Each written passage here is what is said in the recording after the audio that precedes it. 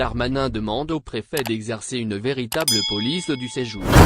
Darmanin ne compte rien laisser à plus tard, avant même la présentation de la nouvelle loi sur l'immigration, prévue pour le début de l'année prochaine, 2023, il met en exécution, et d'une façon clairement accentuée, toutes les décisions phares annoncées dans le cadre de ce projet de loi.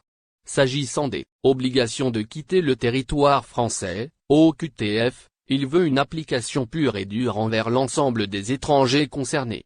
Pour ce faire, le ministre de l'Intérieur a bien sûr choisi ses interlocuteurs, il appelle les préfets à délivrer les OQTF à l'issue d'une interpellation ou d'un refus de titre de séjour. Aussi a-t-il demandé aux mêmes responsables de durcir l'application des dites OQTF. Je vous demande d'appliquer à l'ensemble des étrangers sous OQTF la méthode employée pour le suivi des étrangers délinquants, a écrit le ministre dans une instruction rendue publique par la AFP. OQTF, les préfets appelés à exercer une véritable police du séjour.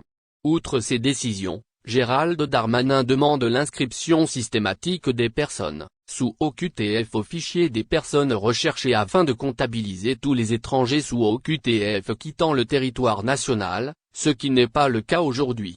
Cette inscription systématique permettrait, selon Darmanin, de mieux évaluer le taux d'exécution des OQTF, estimé aujourd'hui à moins de 10% sur un total annuel de 120 000 mesures. Toutefois, il serait en hausse de 22% en 2022, affirme le ministre dans son instruction.